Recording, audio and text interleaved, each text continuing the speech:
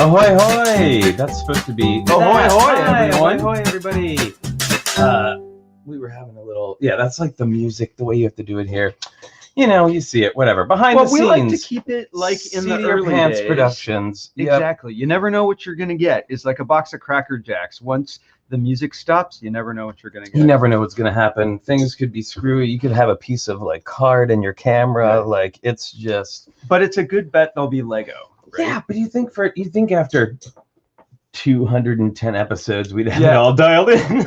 But you do pretty good as engineer in addition to everything else you do. Every day is something different. I'm just saying. Flynn, I'm freaking out about this background. This is so cool. Yeah, so look, we got a new background today.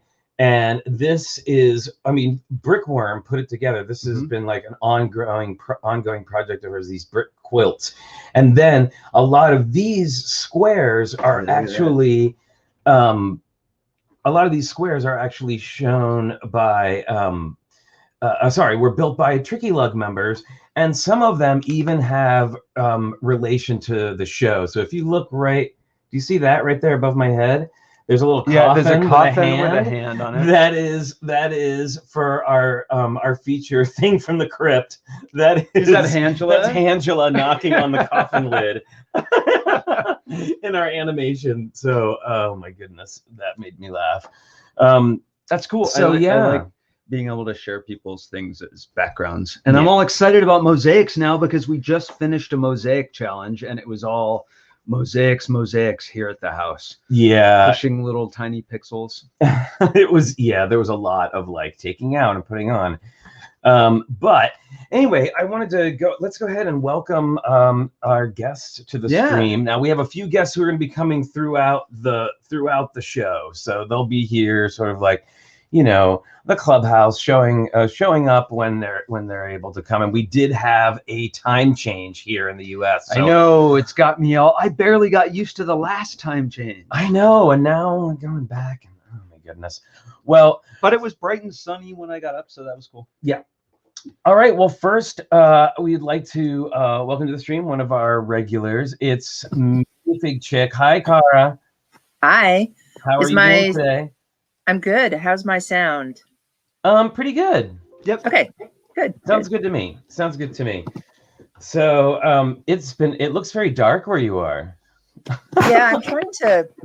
Say you're just across town, and it looks like it's nighttime wherever you are. Well, it is actually pretty gray outside, but. Yeah. Oh, that's great. Hi, Cara. Hi. Sorry. There you are.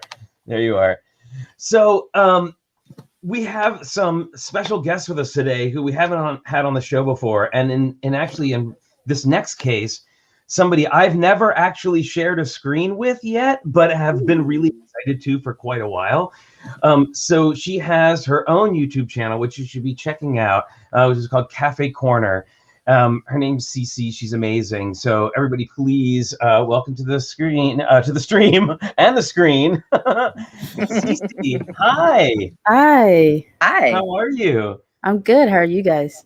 Hi, Cece. We haven't met either. Yeah, I'm Richard. This is Richard. I'm Flynn. That's Cara over there. That way. So great to have you on today. How wonderful. Thank you. Yeah, I'm excited.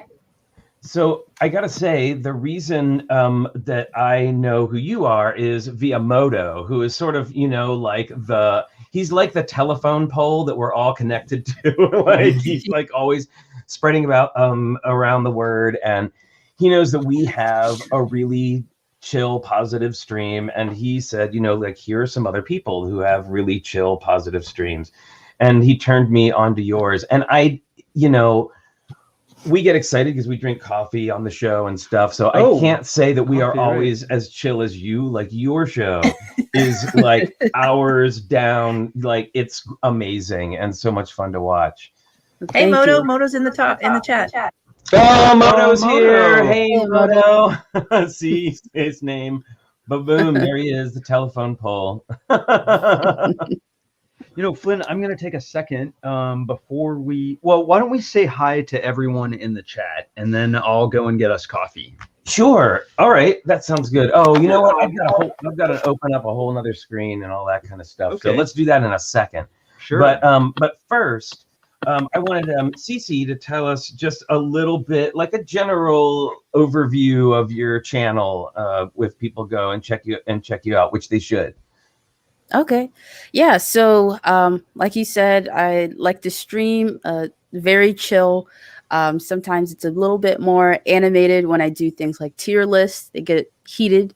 But it's always breeding discussion, which is what I love to do.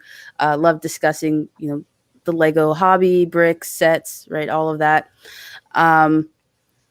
As far as like I do reviews as well, and I do these things called coffee talk discussions, where it might be a topic, and I put out a video on my thoughts about it to once again breed that discussion and see what other AFOLs, TFOLs, whoever, what their thoughts are as well.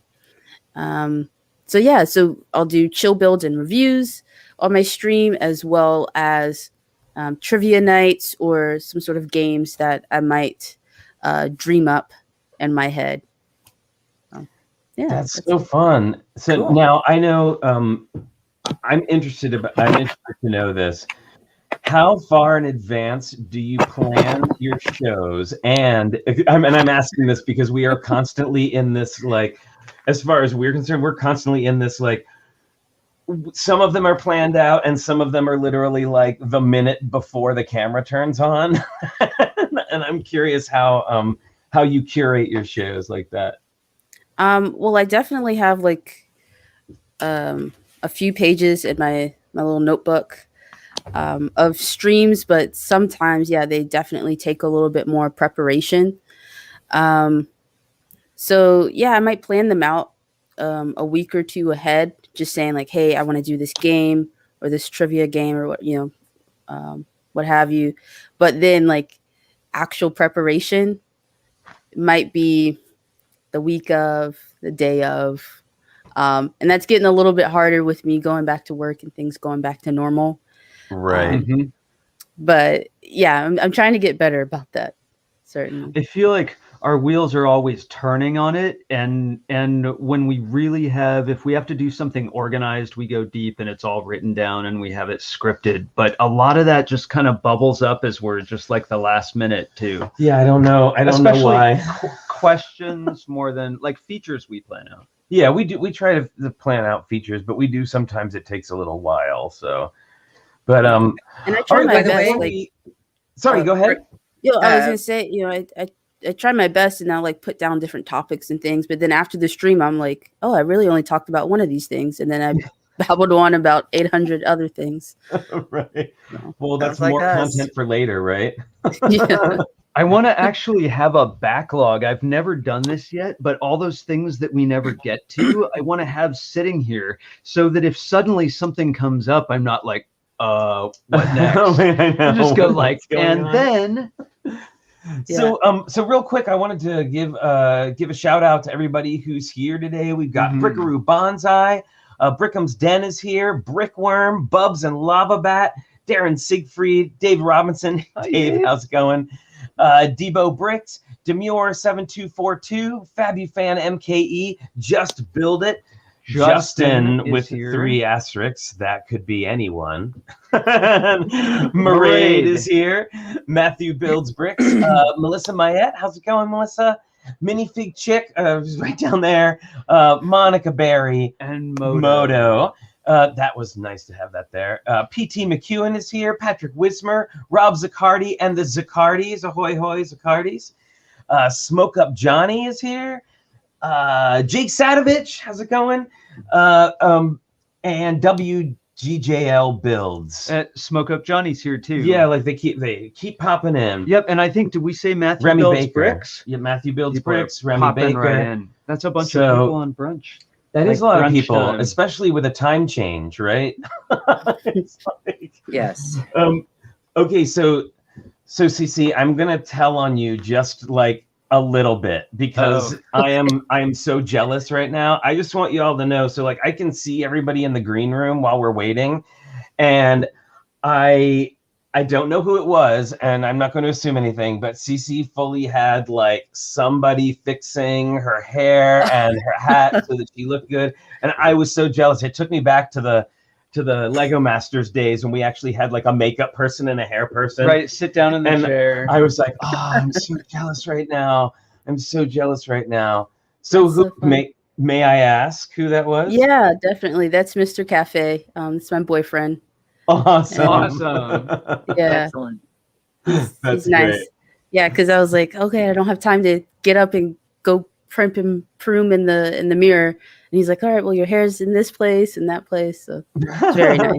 Nice. Yes, I'm really bad. We're literally always like 2 minutes before, like Crowding into the mirror. Yeah, moisturizer's on it, comb my hair, make sure that but oh my goodness. Yep. Well, I can't help but notice that you have mosaics behind you.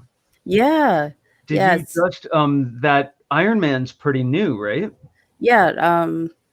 About I think September of last year. Oh, I guess. Well, it's the one that we just new put to together. Us, right? Yeah. Exactly.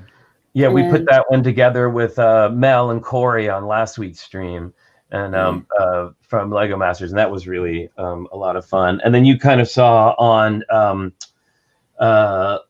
sorry, was it London Bridge Bricks or Cy O'Connor's show? I saw you. It was London Bridge Bricks. Sorry, Greg. I'm sorry.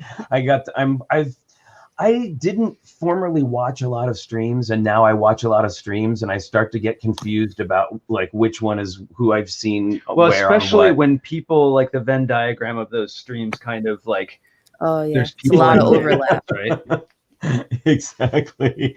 But you saw, so I turned the Harry Potter mosaic and the Iron Man mosaic into a Scarlet Witch mosaic, which is really fun, and I had such a good time with it. Now that one on the other side of you, though, is an original, yes? Yeah. So let's take a look at that. Yeah, I made it when quarantine pretty much first started. I had this sort of idea when I was sheltering in place down in Florida at my grandma's house. And so I was like, all right, let's order a bunch of pieces on Bricklink and try to do something. It used to light up, but I had to use the batteries for...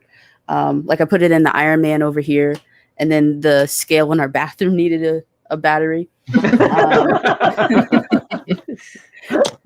then like the odd ones, the round ones.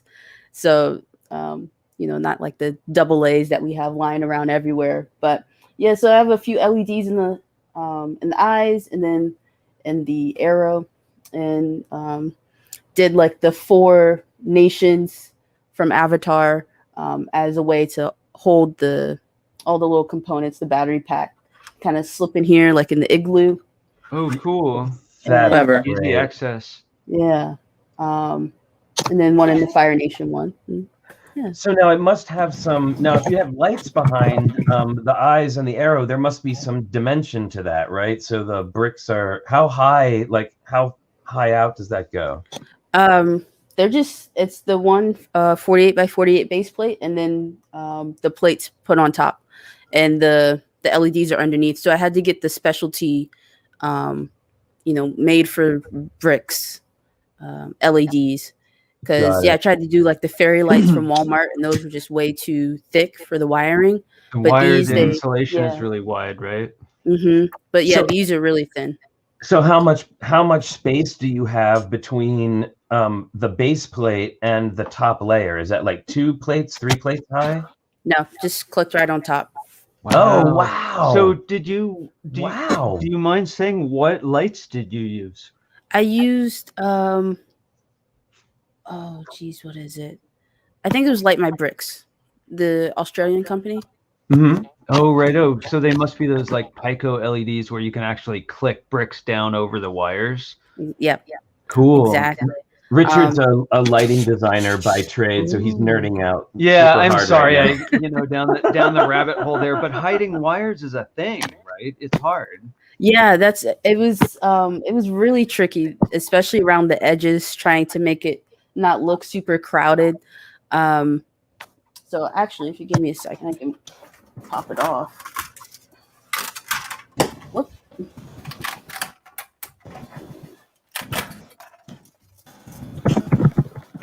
Oh no. So, because I used the Velcro. Oh, ones. cool. But yeah. So over here, I had to use the brick with the hole in it, so I could feed the wires from the eyes through the side of the temple here, and then into the holster, and then pretty much the same thing on this side. But this one just kind of spins around because it's supposed to be like the air temple. So it's a little bit more messy on this side. It's not as nice. And this was just like general parts. Like I took apart one of the Overwatch sets because I don't have a huge parts collection. And yeah. It looks great. And Thank it looks you. really clean on the wall. Like those wires are fine enough that when it was on the wall, I didn't see them at all. Thank you. Thank you. Yeah. So like the original idea was to have that dimension there so that it would glow more evenly and wider than having just the LEDs right underneath each plate. But I didn't have like an extensive part knowledge of how really to do that and what parts to use to elevate and hold that. But I think I might try to redo it, especially now with the new Technic plates for the art mosaics. I just think that's a lot cleaner, especially with the border that you're able to do with those. Yeah, we were talking about that last night. You know, because you can do them on a base plate, and then, but then if you want to frame it, then you are now you're in a whole different realm since you can't connect anything on the back of, or at least the thin, you know, the 32 by 32 base plates. Right. Trying to connect a whole bunch of 16 by 16s together, you know, just like regular plates, you're gonna end up with like a mess on the back, and then they end up really flexible. I have to say, I was really impressed with how tightly these ones, like the Iron Man ones, they really fit together nicely, and that design on the frame is simple, but really nice. And I was also thinking about how cool that frame would be if you could, I mean, depending on what the picture is, play with the tiles, because the whole top layer is tiles. So if you were able to get like 1x6 or even 1x4 tiles that were printed, and you could do a whole design, you know, like if you got multiples of them, you could do a whole design around. I just think it's so, I think it's just such a fun, smart design. Yeah, I agree. and they have the ones that like printed like wood, so you could do something like that, like a more like rustic looking frame. I think could also work really well. It would be fun also to, you could probably with not too much trouble make it thicker as well. So if you wanted a, you know, a double frame instead of a single one, you could have a nice fat frame and make it really fancy with gold pieces. Okay, now I got to stop talking about it because I'm going to have to go start working on that this afternoon, and I'll get myself in trouble. Now Wanda needs like a full like gold frame around the outside. Yeah, and I wish you didn't tell me your secret that you made it with the Iron Man and the Harry Potter one, because I actually have both, and so now I'm really tempted to strip them apart. Well, we're still gonna need a bunch of red ones. So there weren't enough red between the dark red and the bright red to fill her whole headpiece. Okay. And I went back and kept referring back to the original picture over and over again. And then I even looked through a bunch of older Scarlet Witch comics, and her little headpiece never has any shading on it, ever. It is just solid, like red, sorry. It's like solid red all the way across. Never any shading, never just an outline. That's it. I know, not even cross-hatching or anything. So I ordered a bunch of bright red so that I could like do that. So it is going to take some extra bricks, but yeah, most of the bricks and the background, you know, like those 16 by 16 plates we're talking about, came from those. And I'll happily send you the file for that if you want it.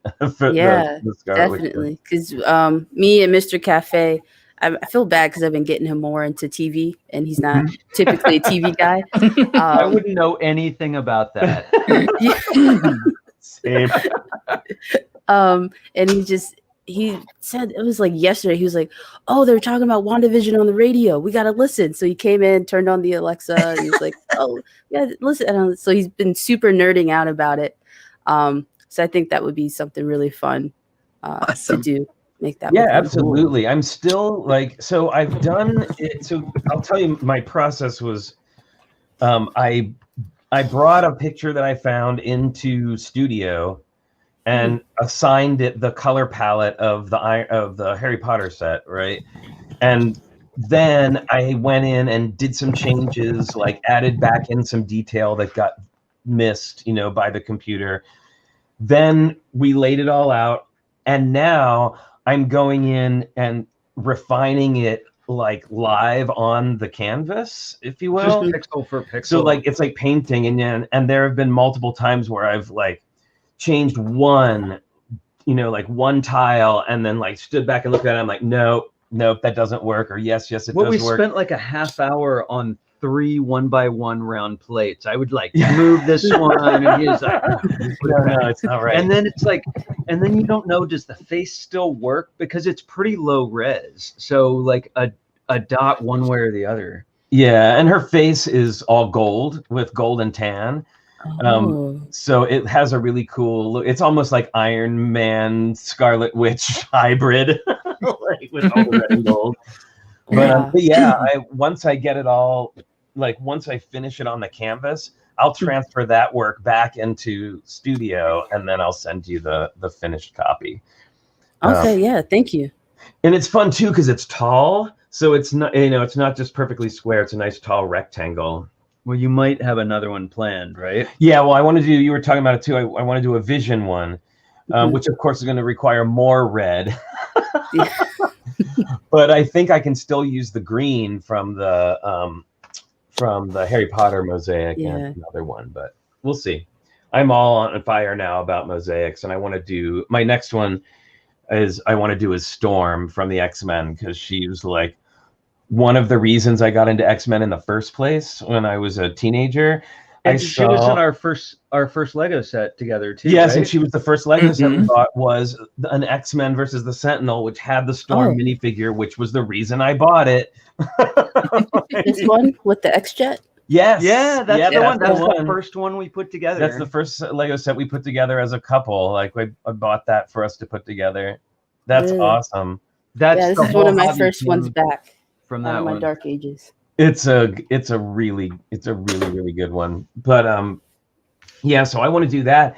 And I don't know, now I'm thinking about your idea with the light up eyes. Like Storm would be awesome with eyes that light up. Well, that would be great. We worked on 3D printing some things with perfect holes for LEDs in them, so we've been thinking about light up eyes. I've 3D printed a lion head and also like a classical style Medusa head and then I put holes in there. I mean, not drilled them, I actually built it into the 3D model, the holes, and then we were going to try putting little LEDs in them and get them to light up. And because Medusa gotta have those light up eyes. I wanted to say I really like your Velcro tape idea on the wall for that. It's a lightweight enough piece that seems like a really easy way to get it level, and then if you want to mess with it more, you can always take it off. Because actually when I did the Black Friday showcase with Lego, they're like, all right, well, we don't have the license for that anymore, you have to take that down. So I was like, all right, perfect, it's already Velcro, and so just whoosh, and put it to the side. So it's nice. And then especially because we're renting here, so I try not to put too many holes in the walls and stuff. Although I did do one over here for the Iron Man. But I try to limit my destruction. I already take over with the Lego. So I know that one of by the way, I know we advertise SaraStarBricks and Mr. StarBricks, and they are going to be here. They are just running a little bit late, but they should be here very soon. By the way, we weren't kidding. They're really going to be here. But Cece, I was wondering if you could tell us a little bit about your charity live streams that you do. Yeah, so I've only done really one. It was a few weeks ago. It was February 20th. It was a 14-hour stream, and it was for Gamers Outreach, and they're an organization that build gaming stations for children's hospitals. And as a child, I heavily used the game station that was at my children's hospital, just from complications from an automobile accident and things. So I had to be there for a couple weeks. And so when I found out about this organization, I was like, all right, I have to really support it. And yeah, we did 14 hours. I tried to have a couple different panels, some chat interaction games and things. It was a ton of fun, and we were able to raise almost $700. So that was a lot of fun. That's great. What's it called again? Gamers Outreach. Very cool. Oh, I see a Mr. StarBricks says they are getting set up, so they will be here soon. That wasn't like trying to urge you on. I just wanted to let people know, because people only come to our show for a couple of things: the awesome guests and Logan cookie time. Like it's a proven fact that they come for the cute dog and stay for the awesome guests and the sometimes content. Occasionally. The occasional content. Well, that's awesome. So you do now you do gaming and Lego stuff on your channels?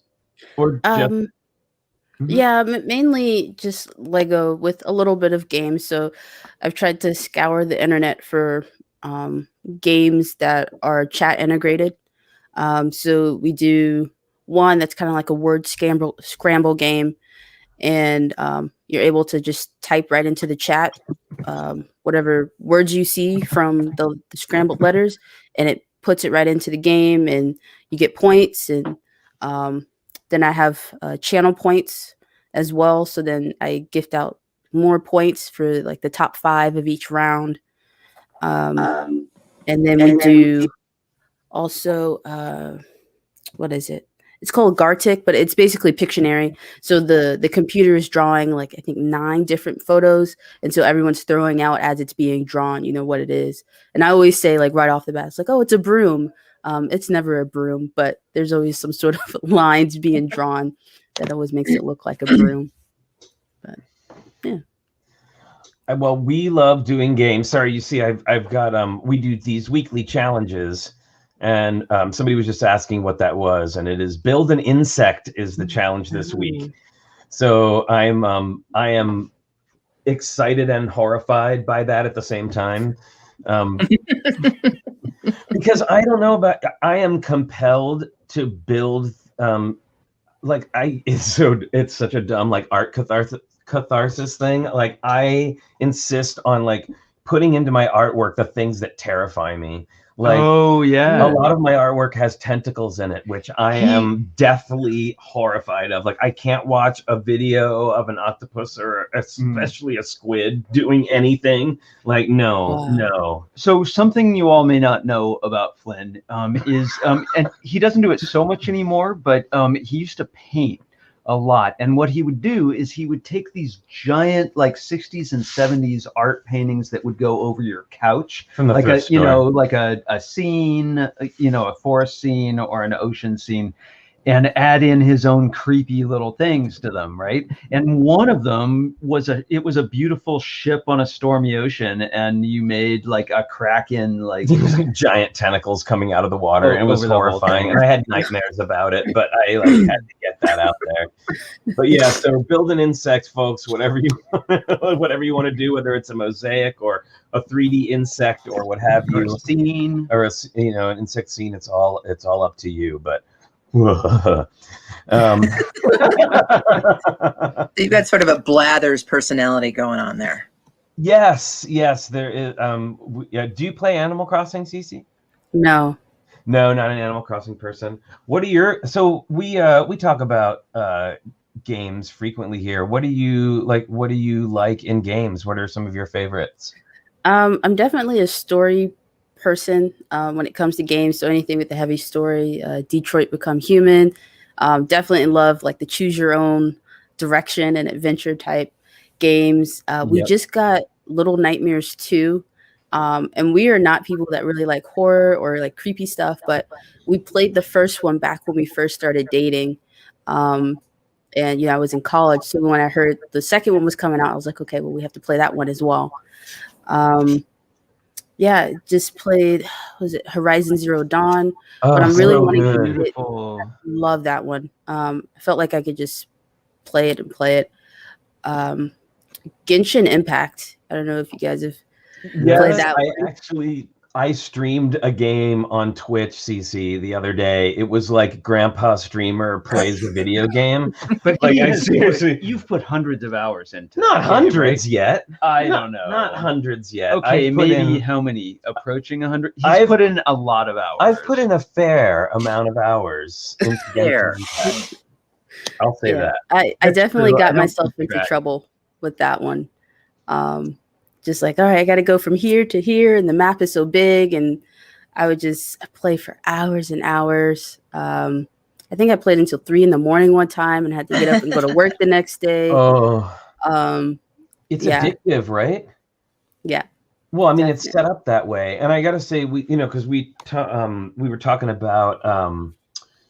Like Gashapon and Gacha games, like they want you to spend the money. They're going to like spin the wheel. Are you going to get a character? Are you going to get another 3-star weapon?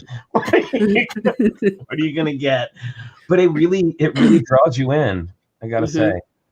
Yeah. And I was mostly free to play because I'm definitely the type of person, because I did this in Horizon as well. I just like to go around and collect as much as I can. And yeah, that's always a problem, because I'm like, the satchel is never big enough for me in a game, because I'm just like, I need everything. Oh yeah, in Skyrim, I constantly had to have like a companion so they could carry all my crap for me, and the same thing in Fallout. Like I always had to have the companion. I was like, please, I can't carry all this. I might need that one weapon that I keep upgrading that I'm never going to use, but there's going to be that one boss battle that needs that one particular weapon, and you're going to need it then. Exactly. You haven't approached what like Skyrim you've played maybe 2 or 3 times, right? Like I've played it twice. I put so much time into Skyrim. Yeah, it's pretty pretty amazing. I haven't played that one yet. I was Dragon Age, but a lot of people say I should try Skyrim. Video games. Really? The Dragon Age. Yeah, I played the first one, thoroughly enjoyed it. But it was like one of the first games where that I played where the role and like the race and everything really played a part in towards the end of the game. Because I remember I was like, oh, cool, I'm going to be an elf and this is going to be awesome.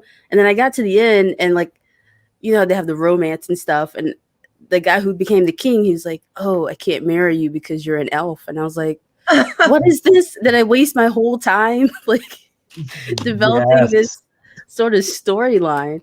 But yeah, it's a lot of fun. I thought that, honestly, I thought that was really impactful, because I played the game I played Dragon Age 1.5 times. I started off as one character, and then I moved to the PS4 and got on the PS4 and started playing it there and started the game over again. With the one with the horns. And yeah, so I played one of the guys with the the horns, and I was fascinated that it was a very different playthrough when I played through. I did not people did not want to talk to me. People did not want to do me any favors. It was. And I found it really seeing that difference between playing the two was, I thought, very impactful and thoughtful on the developer's part. Yeah, definitely. So, excuse me. I want more of those games, and it's they're hard to find. I find it hard to find games, and I do like fantasy more than really real world things where your decisions actually do affect the outcome of the game. I want that. I like that interaction with the party and all that. So sorry, I see in the chat that people are asking again about the challenge, and then also there were some new people who had some questions about how the challenge is run. So I just wanted to address that real quick. So the way it works is we give out the challenge on every Friday show at the end, and then we post about it on our website and our Discord server, all the rules and everything that you need to know about it. And then there's a Google upload form where you can upload your photos. You can also email them in. I'm sure that Kara can probably put the link in for our link tree into the chat, and our link tree has all of our Discord and links and all of that good stuff. Just do know that our Discord server is 18 plus right now. So if you're going to join, that is one of the rules. So that's how it works. You take your picture. This week it's insects. So make an insect, whether that's a mosaic or a 3D insect or whatever it is that you're going to make. The theme is insects.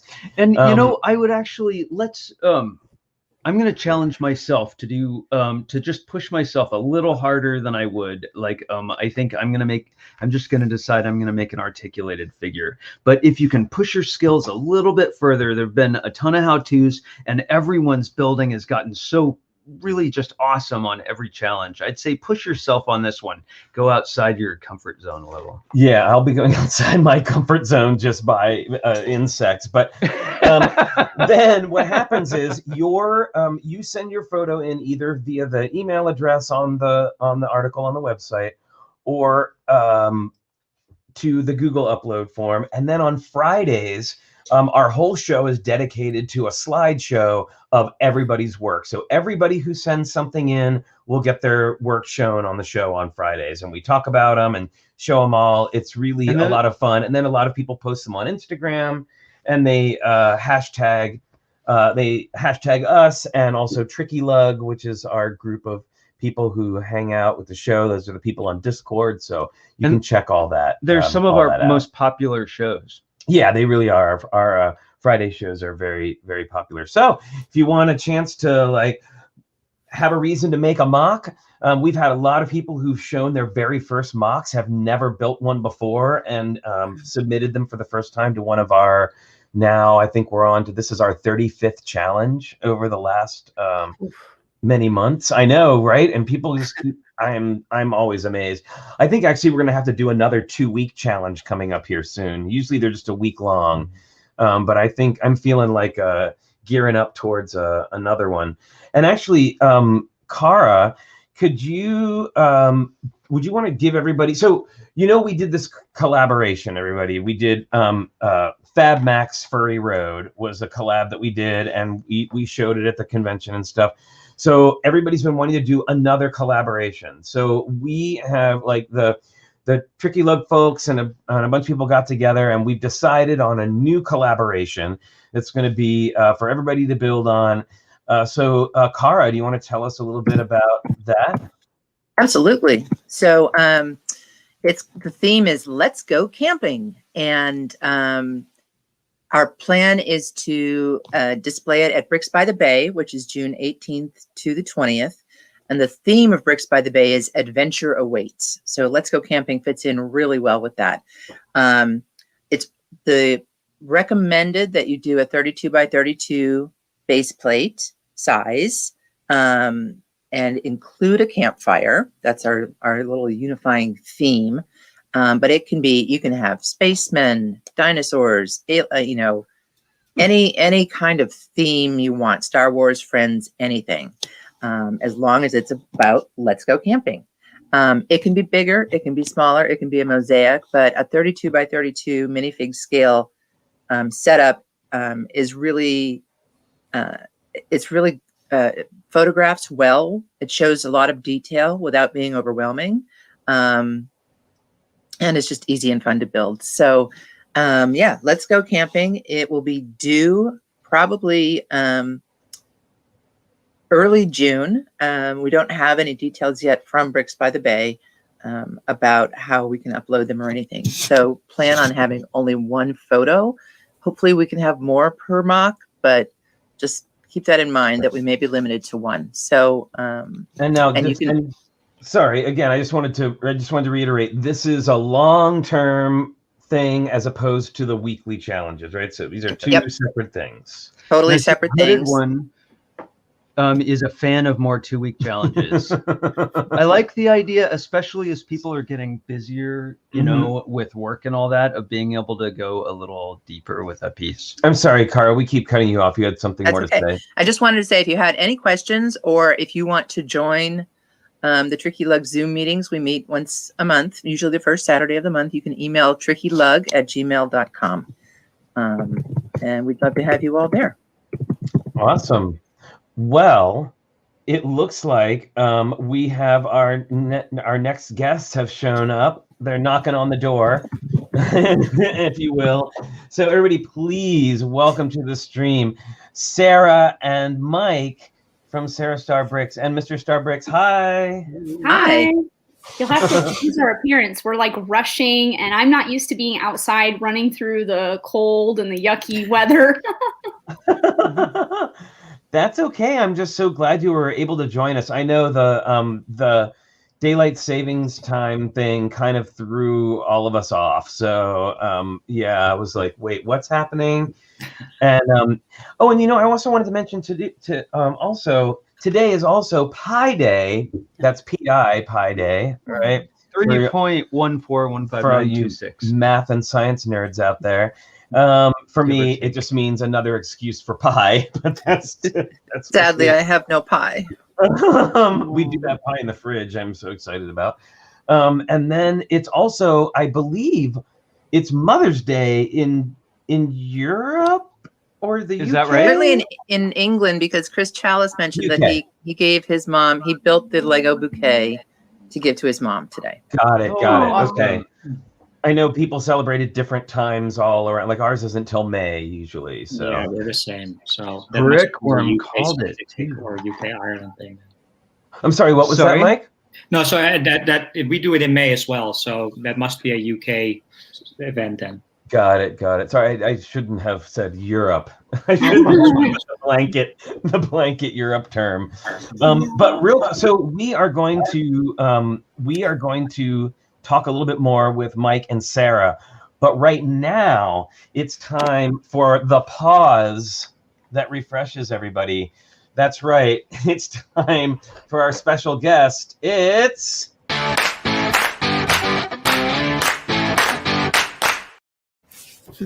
Logan cookie time, everyone.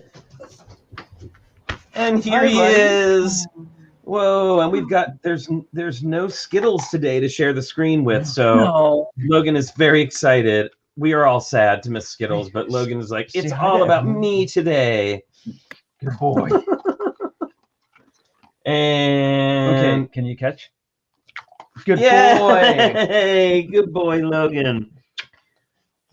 All right, that's Logan cook time.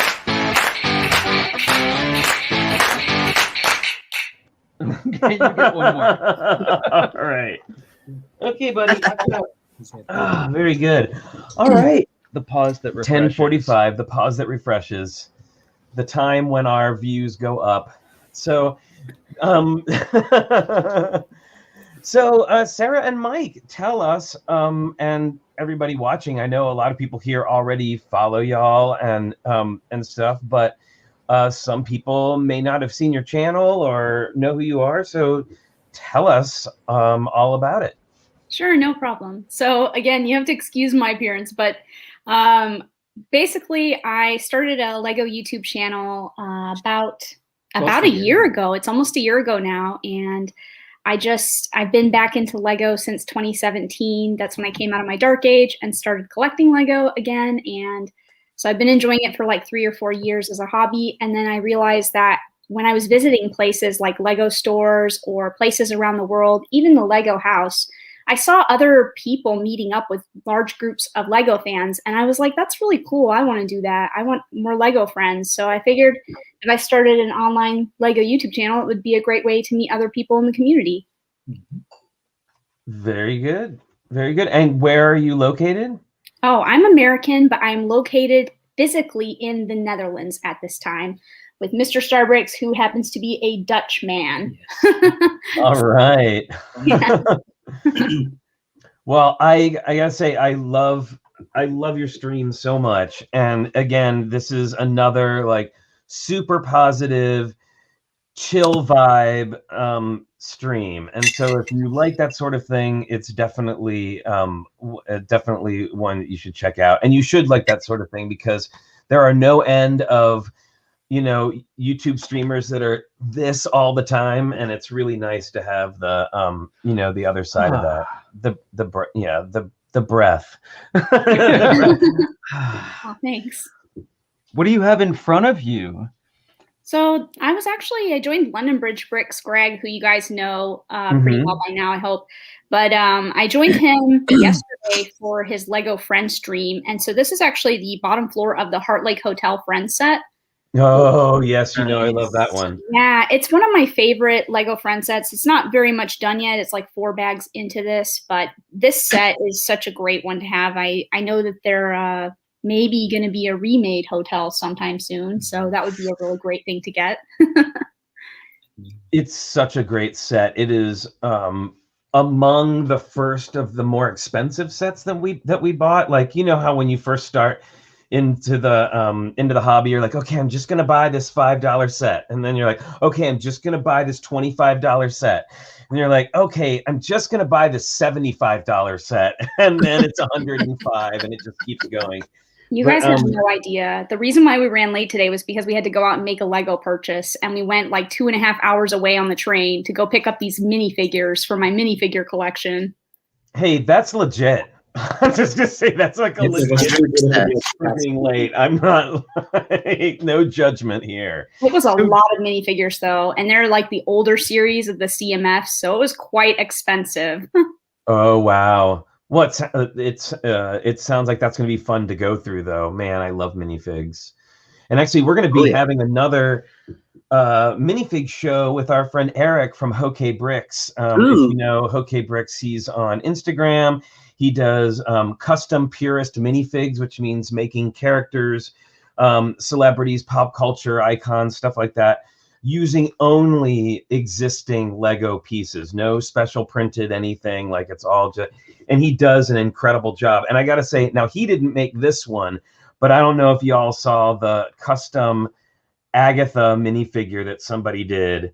Oh, it is fantastic. She's got like the black dress, and then her bottom half is like that purple smoky ghost body that they make, you know?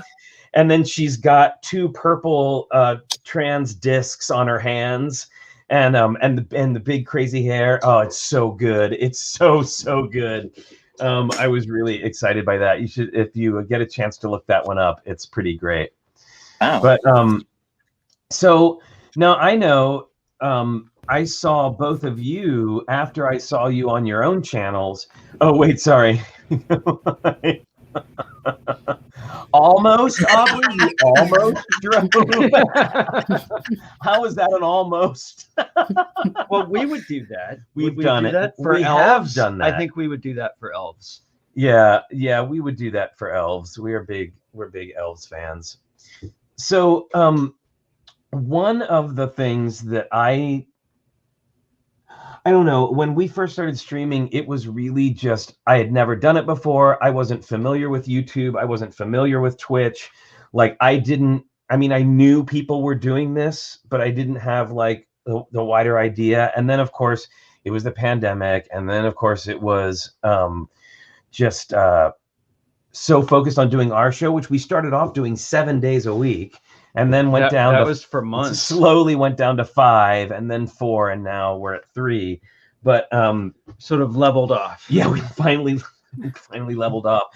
But I didn't get a chance, or sometimes honestly have the energy to go and check out like the wide array of streams. And of course, a lot of people started streaming at the beginning of the pandemic, and then there was it felt like a lot to get through and to find the things that I wanted to see. And so that's why I was so thankful to have had Moto, as we were talking about before, the telephone poll, like kind of connecting similar types of people and streamers together.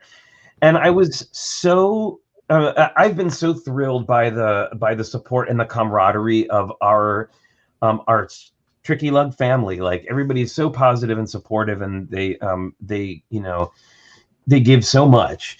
And so when I started branching out and checking out y'all's streams and then Cy's stream and London Bridge Bricks Greg's stream, and I started realizing that, okay, so there's also like a whole family of Lego streamers that I've been like missing out on. And I've been so honored and thrilled to have been asked by, Greg to come on the show, and I'll be going on again this Friday on his show, which I'm excited about, although it's a marathon because we do our show on Friday mornings and then his is directly right after. I know Sara and Mike, you know all about that, right? Yeah, we do that a lot, and we always join Cy O'Connor's stream every Thursday after our own stream, so it's like back-to-back streaming all day. It's intense, and then right? Cafe Corner has her streams on Thursdays too. So we stream, then we go to Cy's stream, and then we always watch Cece's stream as well, and we're always in there. So it's like a whole streaming day Thursday. Yeah, that's kind of turning into my Thursdays as well. That same schedule, going and seeing it all. But we don't have our own show, so I get to be on Thursdays. I just get to be a spectator, which is nice. So what time do you all stream? Yeah, tell us a little bit about your stream schedules. Yeah, so I stream Thursdays at 6 and Sundays at 3. Is that What time zone? Oh, sorry, Eastern. Eastern. Okay, very good, very good. And Sara and Mike? Yeah, the SaraStarBricks channel, we are streaming on every Monday and Thursday, usually at 1:30 Eastern Standard. Now, this Monday and coming forward, it might be a little bit later than that, but usually it's around 1:30 Eastern.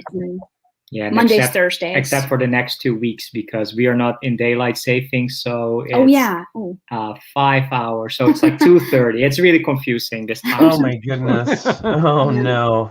We also do quick streams on Saturdays sometimes as well, and those are usually earlier, I think. Yeah, very early. That would be those are really early. Like 8 a.m. West Coast time, so Pacific. Awesome. Very early. Not the best if you're in California. So I know that you were all involved on Greg's stream. You were just talking about doing the Friends stuff, right? Were you there, Cece? No. Oh, okay. No. Okay. Now, so I'm curious, are you a fan of Friends sets?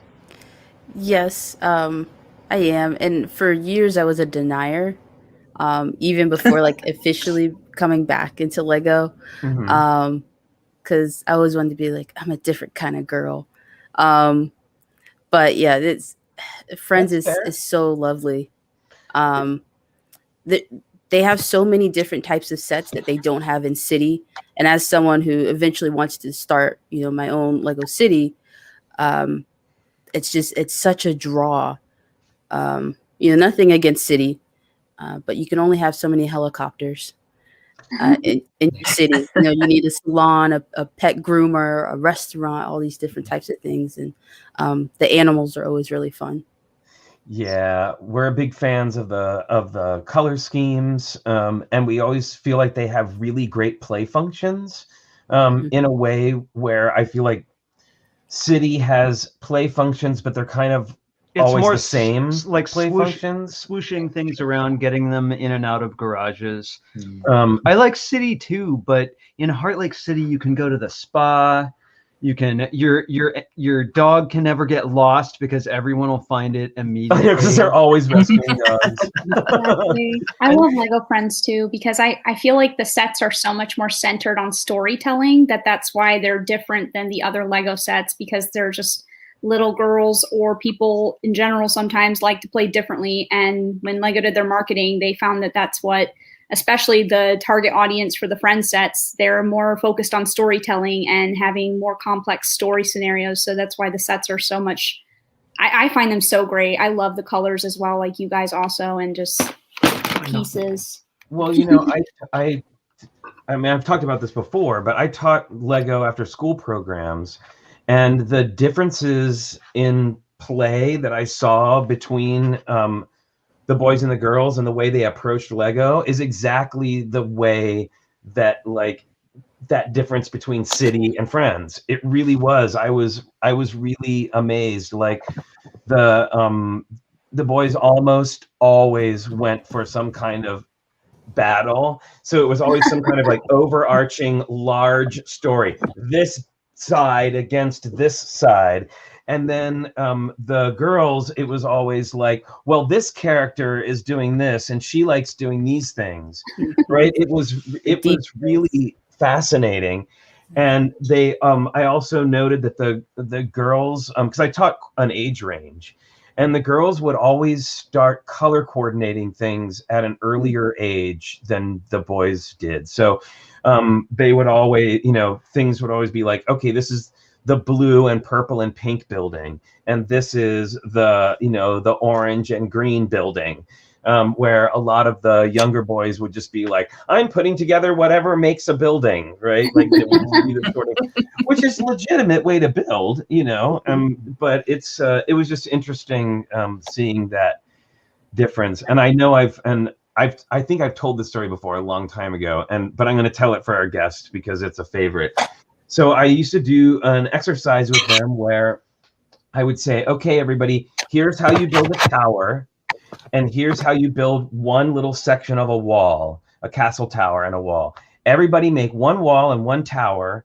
And then we're going to make a big, ring with the castle wall. And then you get to build what's inside, whatever you want, right? Like however you want to populate the inside.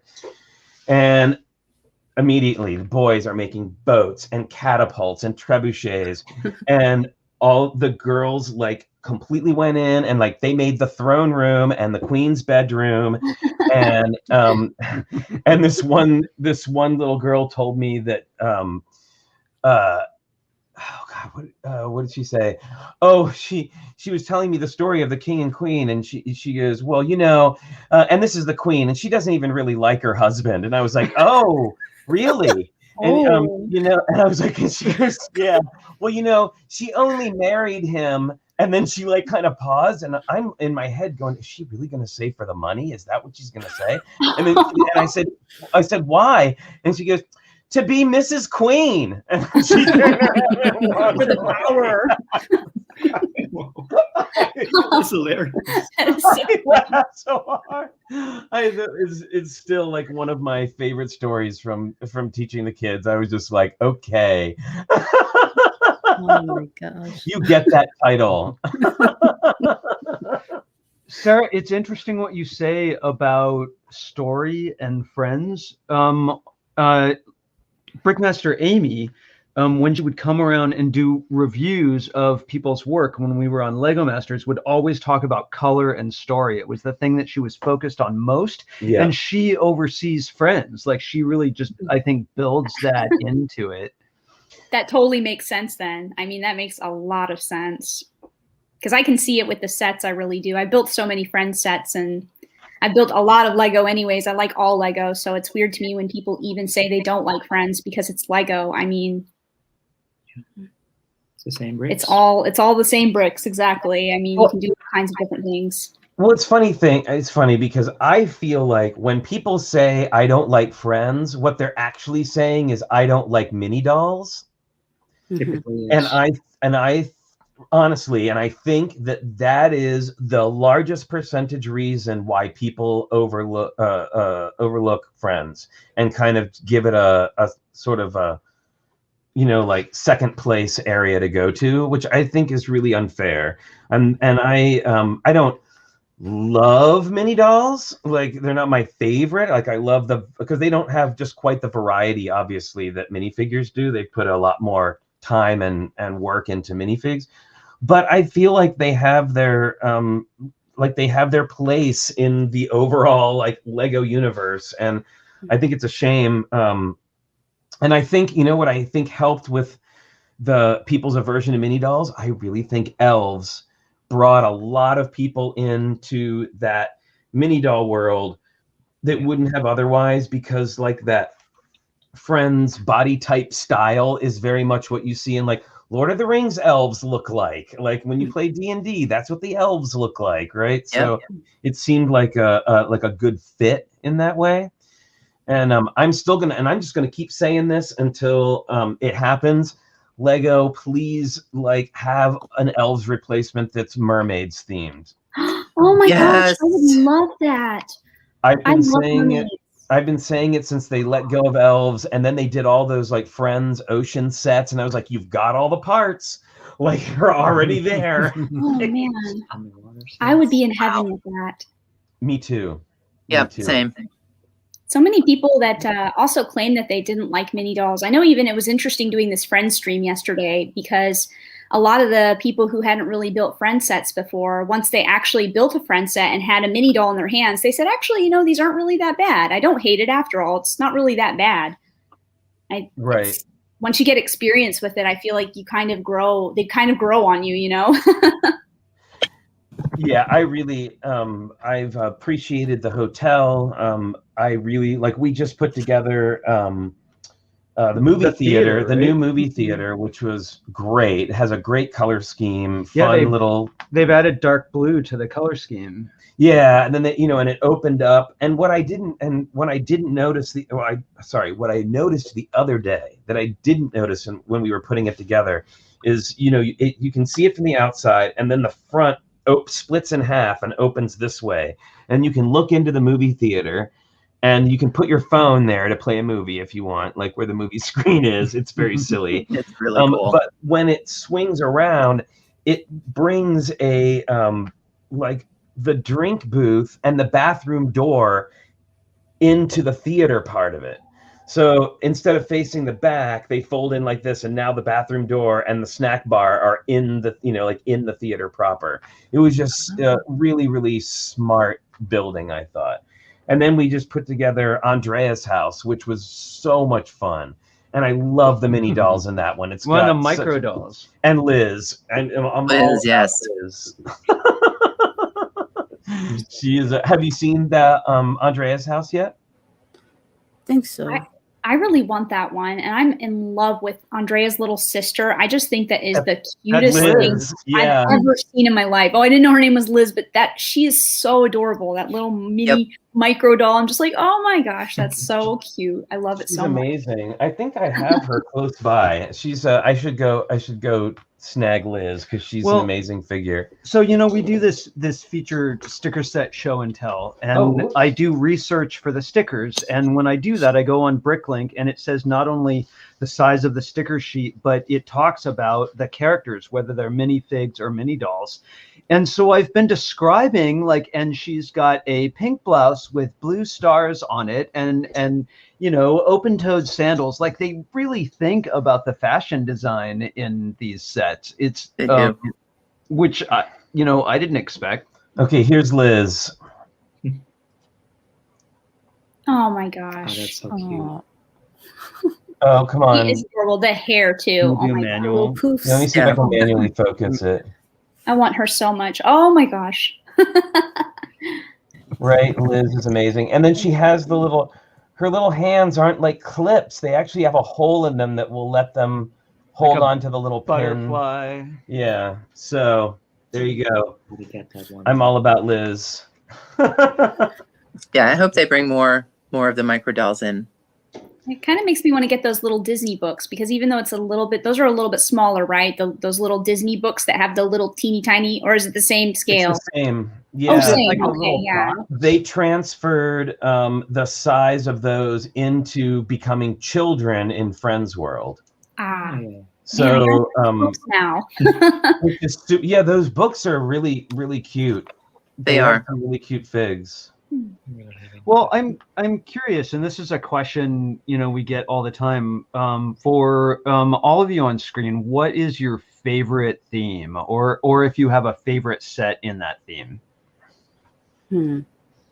Yeah, for me, it's ideas, definitely, just because there's so much that can come out of that. And the favorite set in that theme would have to be the dinosaur fossils. Because when I was growing up, I always wanted to be like an archaeologist or Egyptologist, you know, something like that. So being able to build that was a nice callback to those times. That's great. Yeah, that's a great. I used to spend a lot of time at the Smithsonian as a kid, and go to at the Natural History Museum, and of course, like, you walk in and there's the giant T-Rex skeleton, and that always yeah, it made me have that same feeling when I saw that ideas set. I thought it was so great. I remember my first model building as a kid, even before Lego, was putting together plastic dinosaurs, and I was so excited about it. I would do little like stories with the dinosaurs. What about you, Sarah and Mike?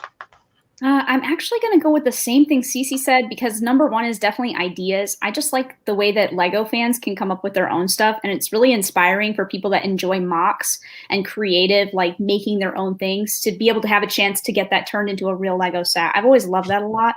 Other favorites are definitely creator expert modulars, minifigures for sure, 100%. And lately Disney stuff. Disney is just the castle, the train station, even all the Disney friend style stuff. I love it all. So those would be my favorites. Ooh, and like movie too. The castle is stunning. Like, we put that together. Richard got that for me for my birthday. It was awesome. What about you, Cara? Well, obviously the CMFs, you know, all things minifig. But yeah, Disney is just the attention to detail in the Disney sets is, for a big Disney fan such as myself and you guys, is just incredible. Love it so much. Also ideas. Love the really unique things that come out in ideas. But then, as you know, as far as, you know, like regular Lego,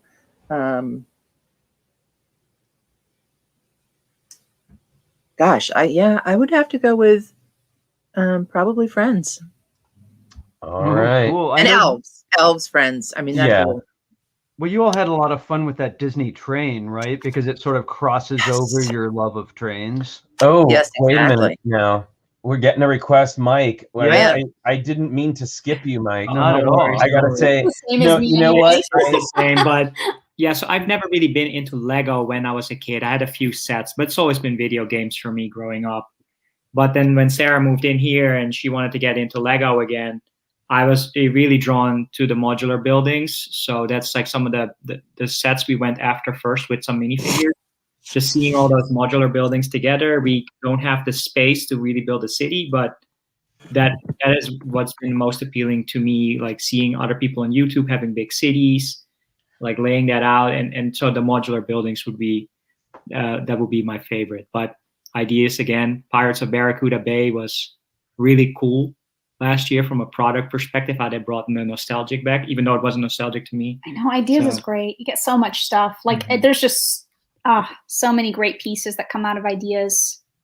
And you also really like all the Chinese New Year stuff too. You're a big fan of the Chinese New Year stuff. Yeah, exactly. So I mean, I've always been very drawn to Japan and Asia. So the Ninjago sets, the large buildings, then now the Chinese Lunar Festival ones, those are really cool. And I look forward that we build some sort of like Asian district at some point. We built the gardens. We haven't built the city or the docks yet, but I like how those cities look. The buildings look, mostly buildings for me, as opposed to sculptures or vehicles. Definitely a buildings type person. Thanks for mentioning Ninjago too. They're some of our favorite sets. The architecture of them, the way they treat the roofs, and just how much adventure there is when you look at them. Yeah, there's and again, like, and I love Monster Fighters because of the theme. Like, I will always love Monster Fighters because of the theme, but I also like, I know that Lego has moved forward in their building, you know, like the complications of their building, or like made them more interesting as we moved forward in time. And I don't think that it, you know, I don't claim that it was like any big innovation in building, but it was just such a great theme. But yeah, I agree that like between Elves and Ninjago, the two of them, I felt like really went there with design, right? Like it was like all out. And yeah, I just really appreciated that about both of those themes. For everyone who mentioned what was that, Mike? So yeah, the Monkey Kid sets now with this mountain, this fruit mountain, we got that in the mail last week. They're also trying to really push the boundary with Monkey Kid. So that set looks really cool. Was the blacksmith shop ideas set as well? Yeah. Oh, I love that. Echo Bricks in the chat saying, love the new blacksmith set and hope Castle becomes a theme again. But yeah, that blacksmith shop was awesome. Yeah, it's fantastic. And I know I've mentioned this before. but one of the Lego designers, Wes Talbot, actually worked on elves, I think, for almost the entire line. And he's a big medieval into D&D and all that stuff. And I feel like you can see that in that set. It's such a great set, and the color scheme is fantastic. And for everyone who mentioned ideas, of course, the Ship in the Bottle is an awesome set. Yes, Jake is here. Yes. He says he loves ideas. Absolutely. I think it's I think ideas is really fun. It's been really interesting. Like, we've talked about it on the show a lot, but it's been interesting. They've been getting more and more submissions hitting 10K, yet they are building less and less, less and less are actually making it through the process and becoming an actual set, which is a shame.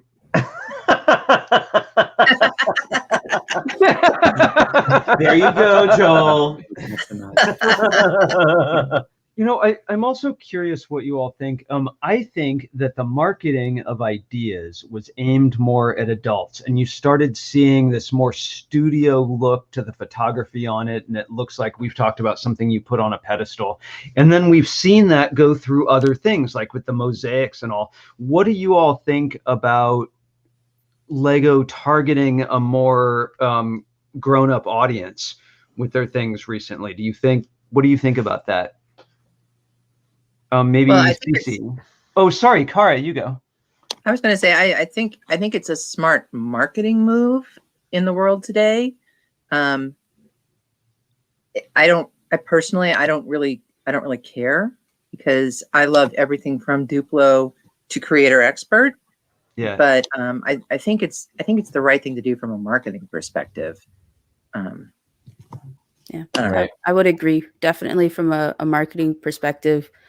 And I'm always really interested to see how businesses sort of tackle certain things like this. And I'm like, all right, secure the bag, fam. But it's really awesome, because I haven't been back into Lego very long. And I know, like, even in college, when I would have dimensions, like, I would just take it straight to my room and not really even tell anybody. And I even felt kind of weird when I go into GameStop and get, like, the expansion things. And I think there's so many adults out there that love Lego secretly, or still in, their dark age, but, like, really like to come back. Having these designated 18 plus sets just gives them that little sense of comfort and confidence. Like permission almost, right? Exactly. Like, yes, I can go pick up this blacksmith shop. I'm really into medieval things, or the piano set.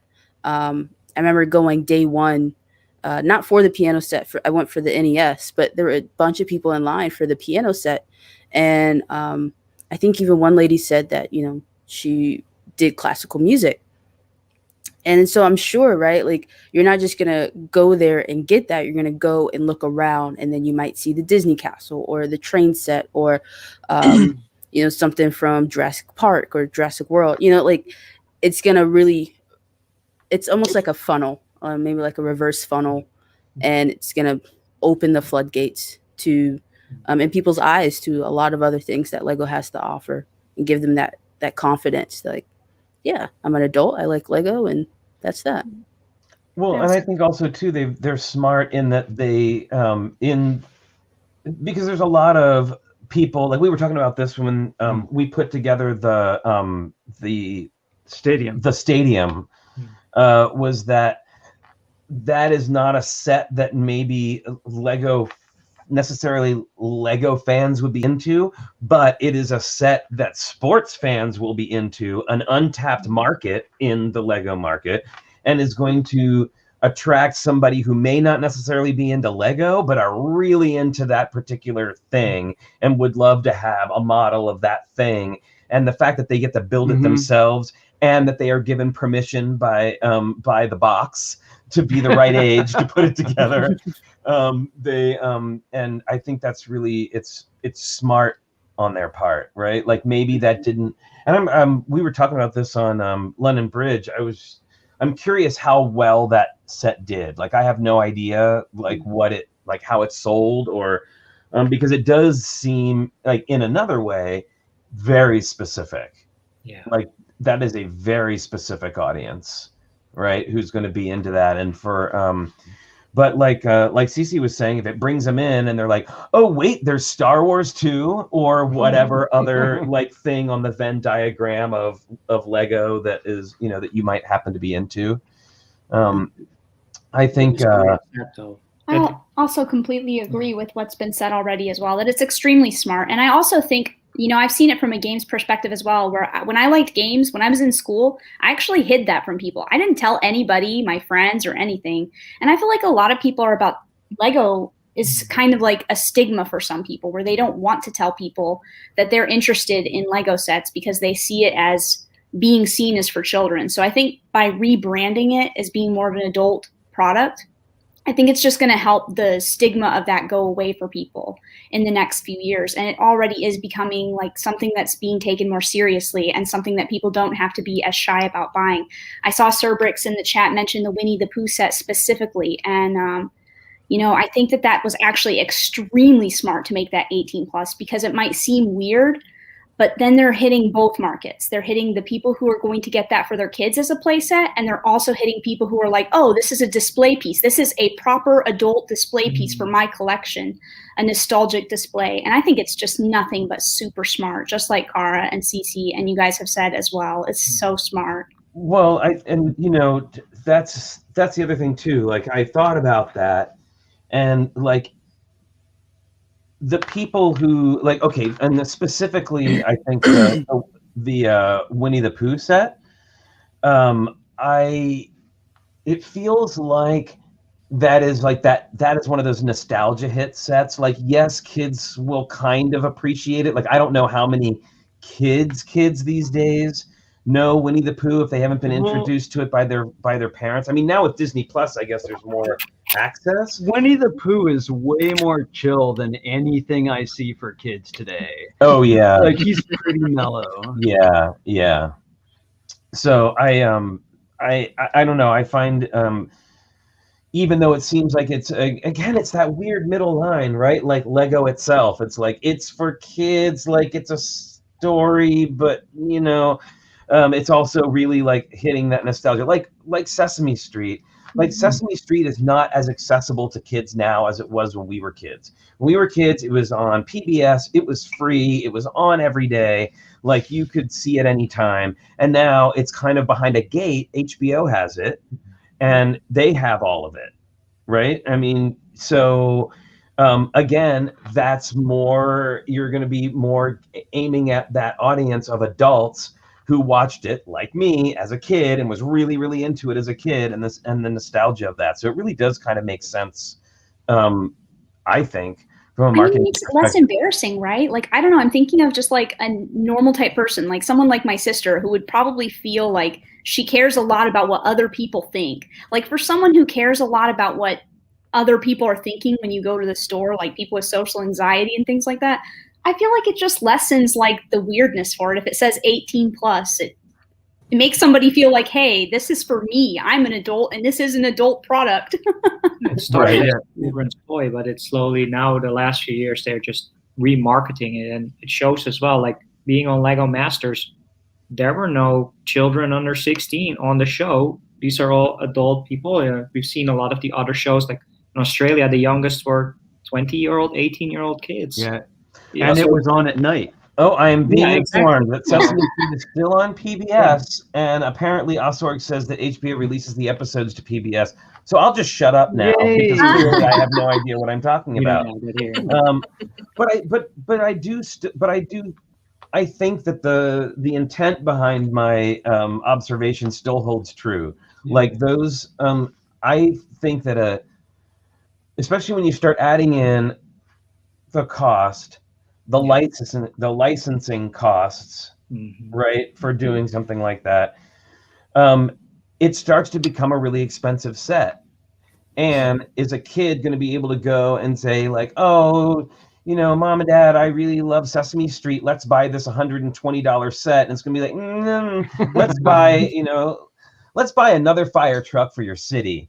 But I'm kidding. I like giving the fire trucks a little bit of a hard time. Or Lego City, actually, a little bit of a hard time. But as for an adult to go, oh, I remember this from my childhood, because how many of us are like adults finding pieces of our childhood back again, right? Like, well, I'm curious too. We have we're older than some AFOLs. I'm curious, what sets do you find nostalgic? Like, does Lego have sets that you say, oh, this reminds me of when I was a little kid? Yeah, definitely. I mean, not really For everyone on the panel out right now. But like just going through like eBay and stuff, like the older Spider-Man sets, or like the X-Jet, that I got when I first got back into it. And then more recently, the NES. Yes. Yeah, I was going to say the same. Yeah. If Sara wasn't into Lego, if I were to see that, that would have got me into the Lego as a game fan. That would have pulled me in. Yeah, definitely. Because I didn't really play it, because I grew up with the Nintendo 64. Yeah. But I found my mom's NES in the garage, and like I wanted to figure out how to get it. And Gremlins is one of my favorite movies, and like in this box of cartridges was one of the Gremlins games, and fortunately it didn't work. But then for Lego to come out with that set, like it just really called back to a simpler time, and just staying at home playing games with my mom, and just doing fun things like that. That's awesome. Yeah, well, it's curious. Yeah, I was going to say Ghostbusters as well. I was like, what an interesting topic, because now that I'm thinking about it, there's like Teenage Mutant Ninja Turtles, Scooby-Doo, Ghostbusters. There's like so many things that actually do play on people's nostalgia for stuff. So it's actually super interesting now that I'm thinking about it. I'm like, hey, wait, how many things are there that are actually like playing on nostalgia? Oh, well, and sure, and of course, there you go. Scooby-Doo is a great example of one that spans multiple. Like that show came out when I was a kid, and I watched it religiously. Like that was like I would not miss an episode of Scooby-Doo, no matter how terrible it was. No matter if it had Scrappy-Doo in it. I was much less discerning at the time, although I did find him annoying. But I'm just saying, like, that is that's a cross-generational thing to choose. And I was actually thinking, now it's got me thinking, like, okay, in another 10 to 20 years, what are going to be the nostalgic sets that Lego's making to appeal to, another generation of people who are now going to be our age? Like, we're in our 50s, right? So, that's gonna, that's remember Marvel. Yeah, remember when Marvel new stuff. They're like, oh yeah, Guardians of the Galaxy 1. We're on the 7th. 8 and 8 now. I'm thinking of other nostalgic stuff, like the Flintstones set. Like they could do Smurfs maybe in the future. That would be pretty nostalgic for a lot of people, I think. The Looney Tunes is going to be super nostalgic. So it's actually like my brain is like working now. I'm like, wow, there's like so much stuff like that. Oh my god, Looney Tunes would be amazing. We actually had in our we did a Brickheads challenge a couple weeks back, and people like created their own. We had strawberry shortcake. And we had a series of Rainbow Bright renders with like with the rainbow character and their attendant little animal character friend, and they were phenomenal, like just so cool. So I wonder if that would ever be something that would come into it. Now, I've seen a number of people mention Peanuts, and now Matthew Builds Bricks mentions Snoopy. Well, I know that somebody was saying that somebody else has that license right now. They do. And that's another thing, too. I think that people, when people are like, oh, why doesn't Lego make blah, blah, blah? Well, there are, there's this licensing thing. Like they license thing. Like somebody else has the Scooby-Doo license now. Somebody else is making Scooby-Doo toys. And I know that there's a big Pokemon is a huge one. And who owns Pokemon right now? It's Mega Constructs. Yeah. That is a Yep. big untapped market. The anime, like Pokemon, Dragon Ball, Naruto, Sailor Moon, like the big Japanese popular shows. Lego could make a lot of money, even in the Western world, but those licensing fees are very expensive. That's fair. And then I would say Star Wars. Like, I don't know why. Like, just thinking because that really expands generations. Whole families really take to that and enjoy that, and Lego is definitely using that to gather those people in. Anna G says Garfield. Oh my gosh, that would be so amazing. I love that, Anna. That's the greatest. He can come up with a little lasagna. I was just gonna say, Sarah, if it means they make a Lego lasagna, I'm like, I need Lego lasagna. And a sign that says "I hate Mondays," of course. Yeah, and see, okay, that's the thing. Like, I was such a nerd, and when I was a kid, like, I thought Garfield was the height of hilarity. Like, I was super into. Like, I bought all of the books, so they would like compile all of the comic book, like the comic strips, into a book that you could buy. I must have had like 20 of them. Like, I had a tall stack of those like long, skinny rectangle books. With Yeah. the strips. Yeah, I love those. Oh, those were so great. I love that comment so much. So are any of you? I'm curious. Are any of you Star Wars fans? I'm more of a casual fan. I like Same. it a lot, but not from a Lego perspective. I like the movies a lot. I've grown up on, the prequel trilogy came out when I was young, so I'm it's sorry. a big thing for me, but never, for some reason, never really Lego related. I don't necessarily care about all the ships. I care more about the stories and the planets, and there's not really a lot of sets like that, but I would say, yeah, I'm a pretty decent Star Wars fan, yeah. I am 100% for this Calvin minifig and Hobbs mini doll. I want that. That's the thing that I want. Yes. I want to modify the Winnie the Pooh Tigger minifigure. I saw a lot of people mentioning that before. Oh, that Tigger minifigure is amazing. Yeah, I think it was last year they came out with a Halloween tiger minifig, and they do those seasonal minifigure packs at the Lego stores, and they had like a tiger headpiece that was a recolor on a different, I guess, some type of cat mold headpiece. I don't know, but it kind of reminds me of that. I'm like thinking. Well, that's why. Well, that's why I was saying the other day. One of the things I love about these new VIDIYO figures is that it's actually legitimate animal heads and not like a minifigure in a costume, head. So of course, we love Fabuland here, so it's at least a somewhat a little bit of a callback to Fabuland. What were you saying? Oh, I just like that they're these new VIDIYO figures are more friendly than Chima. Like, I like Chima, but everything is like ripped up and like everything's got claw marks in it in Chima. Like, there's like everybody has been clawed at least once in their life in a Chima set. Like, there's some sort of like rite of passage. You must be clawed before you can join. But although it might make some nice mix-ups between Chima and VIDIYO. So I know that VIDIYO is like a super hot topic right now. I'm interested on, and I know that you've all given your takes on other shows, so I apologize if this is treading on territory that you're sick of talking about. But I'm just curious, what is your take on VIDIYO in general? Like, just sort of like an overarching thought on the line itself. Cece, you want to go first? Yeah, sure.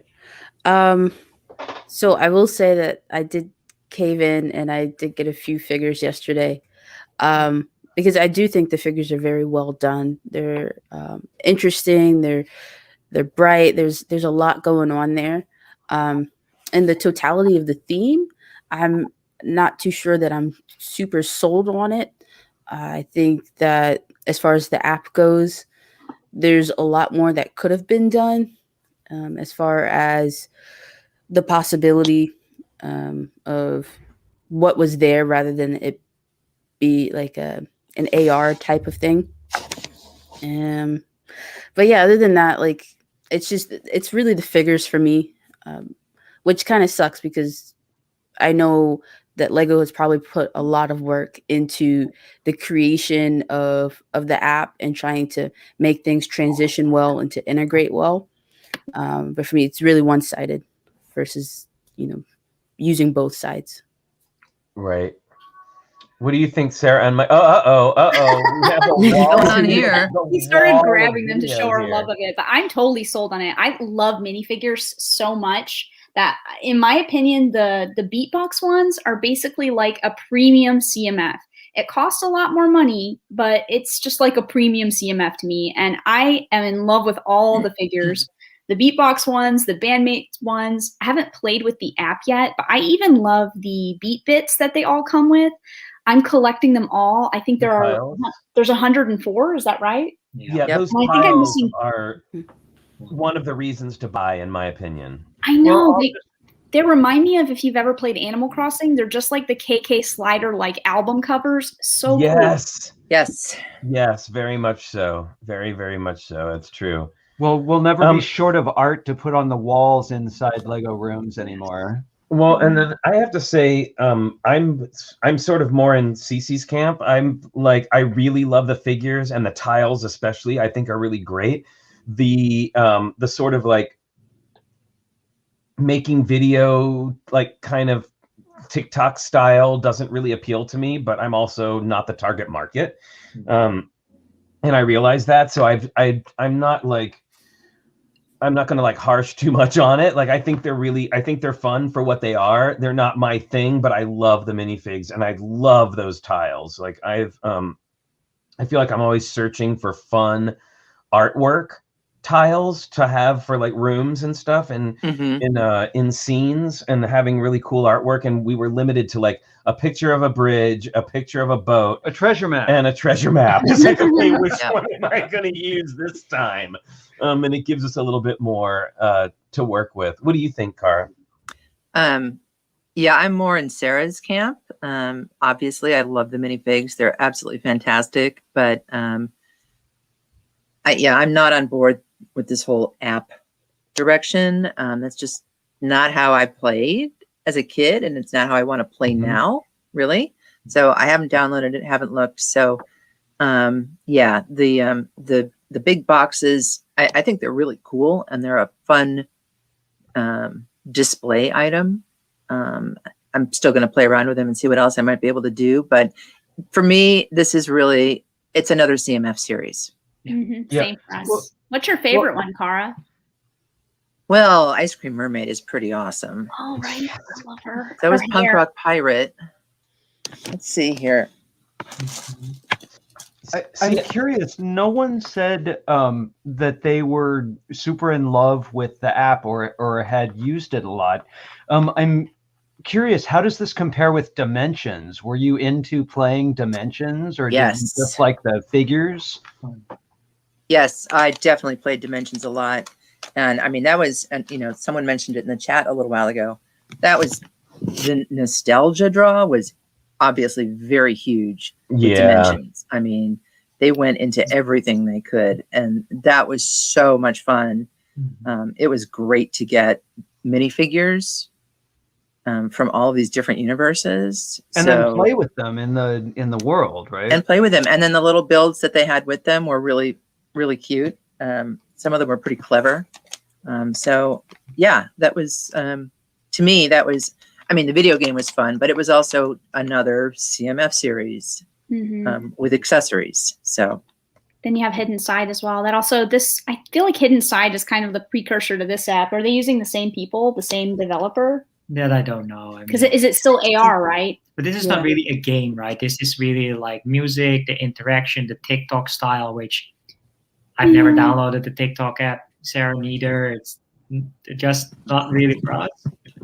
And yeah, I wouldn't That's necessarily extra. call this a game. It's kind of more like social media, whereas Dimensions and even Hidden Side that we played both a lot. But I don't really see Like we have downloaded the app. We haven't gotten around to playing around with it. We would probably like maybe play around 1 or 2, see what it does. Yeah, it's not the main focus I for don't us see that either. We're pulling like us the back. figures all the way. Yes. So then do you think they're saying if you already like TikTok, play with this?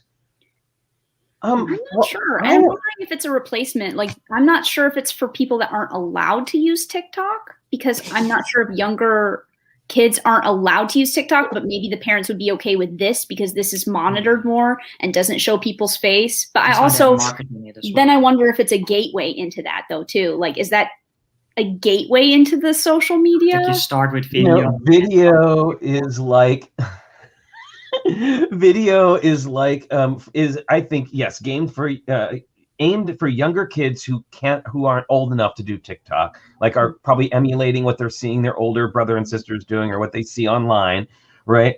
But it's kind of the equivalent of that thing that you buy at the toy store that has like a plastic cell phone. You know what I mean? Like, here, kid, here's like this version of that thing that you want to emulate. Like, I'm not buying you a cell phone, but here's a plastic cell phone, and it makes noise. You know, yeah, I will say those are really when fun you because I did have a Barbie phone growing up, and it was like this big. It was pink and flipped up like that, and had a little, and you would dial it and like hello. And, I don't know. That was really fun. All right, now But I want a I Barbie guess phone. maybe kids will really like this because it is, like you said, emulating sort of maybe what they see their older siblings doing or what they see online. Well, and it's the same thing as the Lego Life app, which is, I know there are adults on it, but it is aimed at kids, and it's that same kind of like, hey, you're not old enough for Instagram, but there's this thing that you can do, right? Like, you're not old enough for TikTok, but hey, there's this thing that you can do. And I have mixed feelings about that, but you know, and that is, I say mixed feelings coming from the point of view of an educator. I'll just say that. I don't want to go too far into it, but I think that it's interesting to see them kind of emulating these bigger, more teen and adult things, and then kind of distilling it down into a more kid-friendly version. Well, it may be. I mean, I don't know. Maybe I'm going out on a limb here. Tell me what you all think. But in the year of the pandemic, when everyone was staying home and kids were on screens, maybe it's kind of nice to have a little walled garden. You know, but I don't know. I'm not a parent, and you know, I don't have little kids. No, and I think that's fine. And yes, we should be absolutely protecting, you know, like protecting the kids and making sure that they have a safe place to be. I just, my thing with it is like, I don't want to go down some long road, but you know, like, does a 7-year-old need a functioning cell phone? That's all I'm saying. You know, like that kind of feeling. But what I do like about it is it's encouraging kids to make art, right? It's encouraging kids to make video. It's encouraging kids to make a music video, and I think that's. Sorry, where did that go? There it is. Brian. Yes. Oh, Brian. Yeah, I don't know.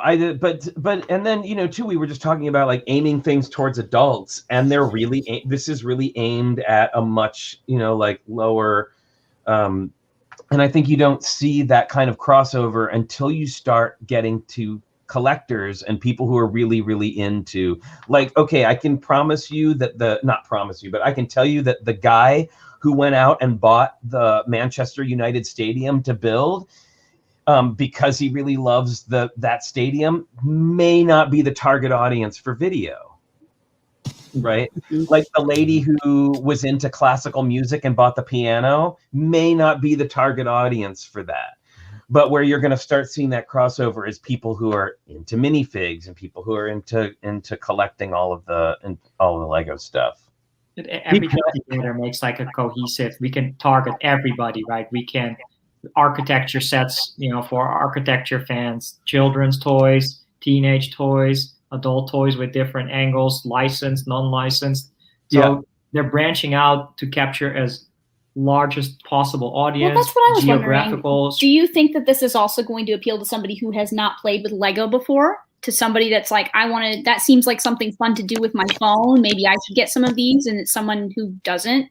Or is it only for people that already like Lego? I have seen Lego reach out to social media influencers that like to be creative, TikTok style, and send it over to see if they can like try to promote it. But yeah, I haven't seen how much marketing they have done, like commercials or I haven't seen posters for this outside. I feel like the dots is something that they did to appeal to people also who maybe don't normally buy Lego, but it's cool, so they get into it, you know, to show their flair or personality. And I wonder if this also will appeal to children who want to be creative but don't normally play with Lego.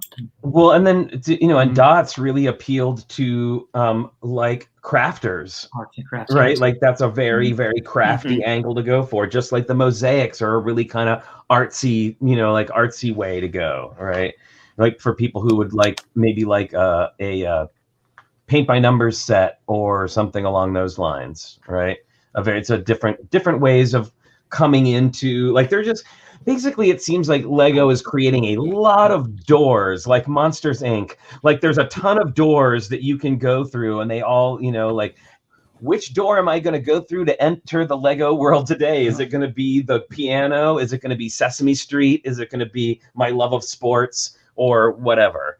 You know? So that actually leads me to another. I don't know if hopefully we have time for this. This will be the last question. I'm curious, of all of those doors that can open, and we talked about a huge list of things that are coming for the next year. What are you all most excited about that's coming? Like, you just can't wait. Like, this is going to be great. Oh. I don't know. I've seen some of the new Monkey Kid sets that are coming, or maybe they're already out, but that purple spider thing is amazing. That looks really, really cool. Yeah, Rat Queen, yeah. And I haven't seen much of any of the like long-term future stuff. Like, they're really, I know right now, especially Lego is really going through trying to keep their cards close to their chest and not let a lot of anything out too early, like before it's time or whatever. So, but well, for me, it was kind of like, I don't know. You ever go into a department store and you're either you go to or you're walking through the perfume department and there's so many perfumes you can't, like, it's too much. Well, when I looked at the list of stuff coming out, I was overwhelmed. I really I haven't settled on that next one. Well, we have a bit of a backlog to build a little bit anyway, too. Yes, we have a maybe a better thing is there something you're looking forward to building? Maybe you've just got that waiting. Oh, I've got several. Well, what do you think? I have Barracuda Bay. I had the piano. I have the 3-in-1 pirate ship, among other things, waiting in my closet. Wow. Barracuda Bay. How is that just sitting there? So I know. I would have built that in a hot second. Yeah, well, you know, our space or lack thereof. So. Oh, I get it. So what about you, Cece? Do you have even if it's just something in your backlog, what is like the next set that you're excited about building? Yeah, so I guess something in my backlog is the Hidden Side bus. That's a great one. Yeah, I've been really wanting to get into that, and I just built the Aston Martin, and I've always been kind of into cars, but you know, things sort of in that creator expert scale, I think would look nice just on like floating shelves here around the house, sort of displayed. But I really want to get into the bus because I love watching those YouTube videos of people converting buses into homes. And so I want to do one that's all regular, you know, as this set is designed, and then one all gutted out and then kind of doing like a home, like a tiny home. Oh, I love that idea. That's awesome. Did you manage to get some of those on that deal that was a while ago? Yes, I think it was. Because I And was posted it that just- on your server, Cece, and I was like, I hope somebody gets to take advantage of this deal. They had those on a really good deal a while back. And that hidden side bus has, like, I think the creepiest of all creepy villain characters. It's a really simply built villain, but it is so creepy looking. Is it that like Slender Man? Yeah, it's like that kinda... Slender Man looking guy with like all made out of these creepy curves. Oh man. No, wait, that's the fire truck. My apologies. Oh, My that's the truck. fire truck. It's Yeah. not the fire truck. The fire truck is the one that has the creepy guy. Sorry, I got my big long city vehicles mixed up again. But I promise I would not call a school bus to put out a fire. Steve Harmley, if you're listening, I wouldn't do that at all. Okay, what about you, Mike and Sarah? And what about what's in your backlog or something coming up that you're really excited about? But what do you want to build? And not because you feel like you have to build it, but because you're just really excited to build it. I mean, I'm pretty excited to finish building my Welcome to Apocalypseburg set. I've been really taking my time with that. So I've been slowly building on that one. And I build that one completely alone because I'm really slow with it and just super enjoying building that set. Very cool. What about you, Mike? Yeah, so the Monkey Kid Mountain looks really cool. I've been a huge Dragon Ball Z fan, and both Monkey Kid and Dragon Ball both stem from that same like Chinese story about the Monkey King, basically.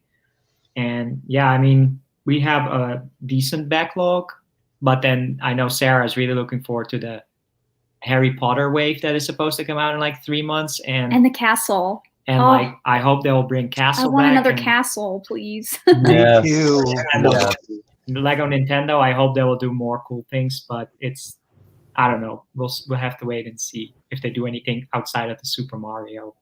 Well, man, if they start doing castle theme again, it's all over for our bank account. Like, I don't know how we will function because we'll have to have every single one. Mm-hmm. Oh, you know what? I had a moment. So my friend works at the local Bricks and Minifigs, and he just built out of a bulk lot that came in 3 original Forest Men sets. What? With all the minifigs and like the tree, like their tree fort and everything. I was like, oh you're killing me right now. That's like the treasure haul. Yeah, well, he sees a lot of stuff come through, like a Bricks and Minifigs. People just come. Y'all would be shocked. I'm just going to say that. You all would be shocked at the stuff that comes through the back room of a Bricks and Minifigs. Like a lot of people don't care about it the way that we care about it. Like literally the kid gets it for a birthday from grandma, may not have even really cared about it, but put it together because it was Lego. And now it's time to move on to something else. It gets crumpled up in a box and sent out. And it may be something that just came out like from the 90s. Yeah, or something. Ewok Village. I saw an Ewok Village. I saw something that just came out 6 months ago.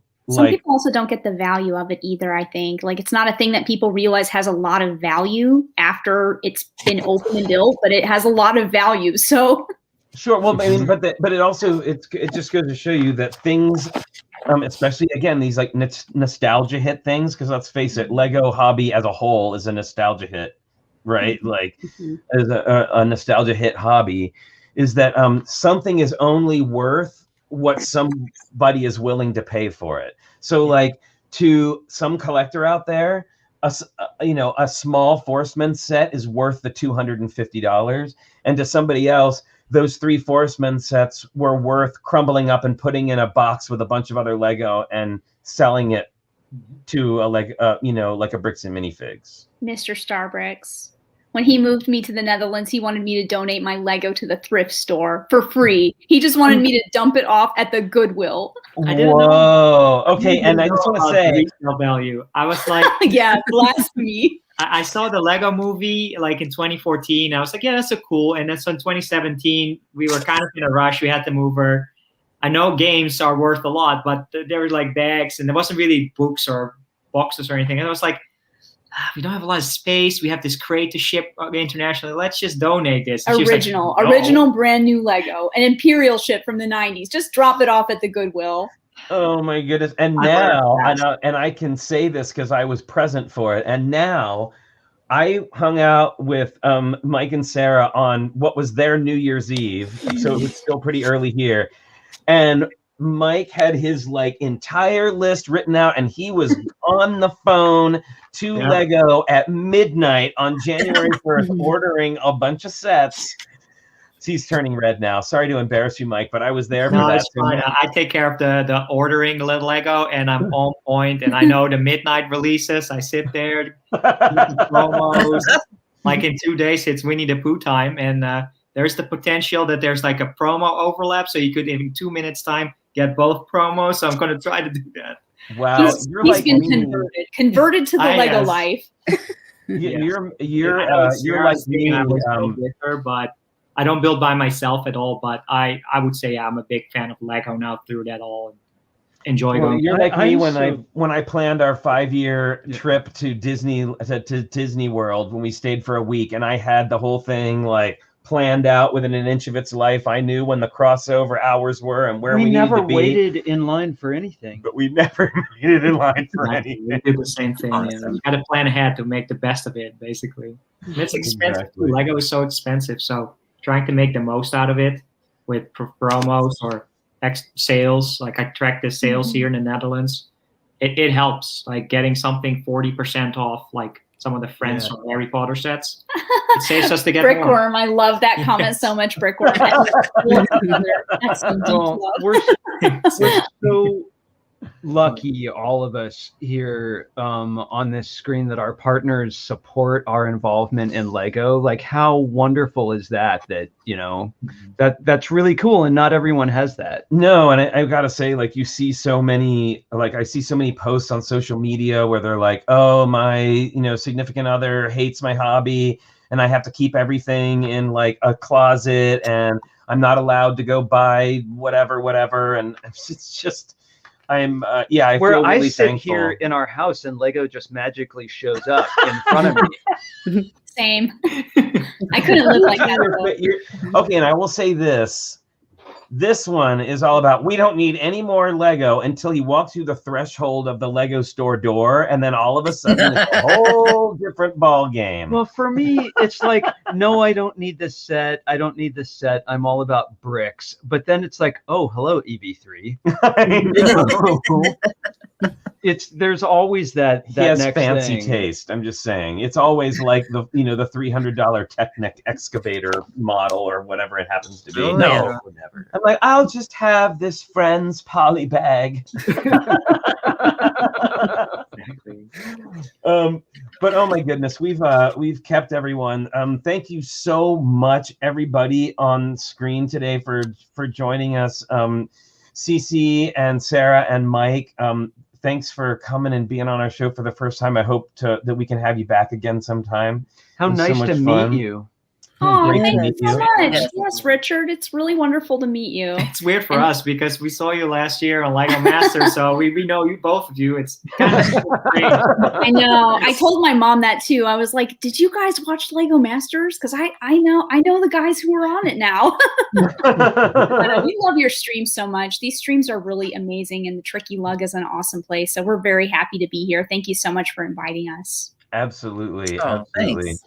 It was a great time. And it's important to me now that people know that there are other like positive chill streamers out there who do the same kind of, like not exactly the same, but, a similar vibe content as the stuff that we put together. And really wanted to make sure that everybody gets a chance to meet you. So I did put links to y'all's YouTube channels in the description of the video. But if you wanted to tell us real quick how we can find you and other places we can find you, why don't we start off with Cece? Yeah, so Cafe Corner here on YouTube, Cafe Corner _Cece for Instagram and TikTok. And if you would like to play some games with me on Twitch, your girl Cece, girl spelled GURL. I play Hearthstone and some other card games. Awesome. Sara and Mike? So you can definitely find us on YouTube. We're streaming several times during the week, and that's of course on like a youtube.com/SaraStarBricks kind of thing. And SaraStarBricks pretty much on everything. I don't do anything on Twitch yet, but I do have a SaraStarBricks Twitch account, and I just don't really do anything with it. But yeah, that's mostly pretty much streaming. Oh, and videos from Instagram as well. Yeah, I'm on Instagram. Instagram also.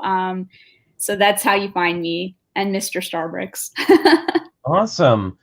Well, this is, yeah, definitely go and check them out. Lots of great fun, chill streaming times. And you can just set your whole Thursday. I'm just telling you, you can go straight through Sara and Mike, then to Cy O'Connor, then over to Cece. You just got your whole Thursday planned out for you already.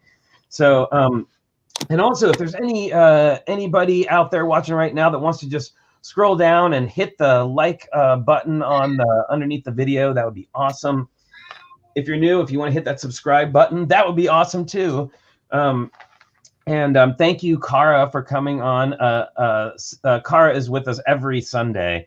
She's so good about being here and hanging out and chatting. So we appreciate Where that. else would I possibly want to be?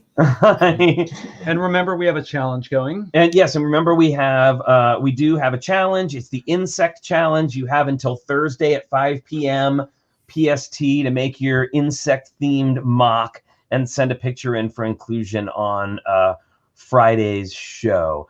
So, golly, what have we got coming up? Well, tomorrow I'll be on Twitch working on the NES. So you can come and check that out. That's tomorrow afternoon. And then we'll be back with the TrickyBricks Build and Chat on Wednesday at 10 a.m. where we now are coming up with content. I think we're going to do another how-to show. I don't know what we're going to show you how to do, but we haven't done a how-to in a while. So I think we're going to do another how-to show after we spent the last like 3 weeks like power building through all of those sets that Lego sent us, which were amazing and fun. But man, we don't usually do like that much building all at one time. Hey, Moto, good to see you. Thanks everybody again for joining us. Thank you everybody on the panel. Thanks everybody out in the audience. And don't forget, until next time, please stay safe, stay healthy, wash your hands, wear your mask, and we'll see you either tomorrow on Twitch or Wednesday here on YouTube at 10 a.m. All right. Bye everyone. Bye. Bye.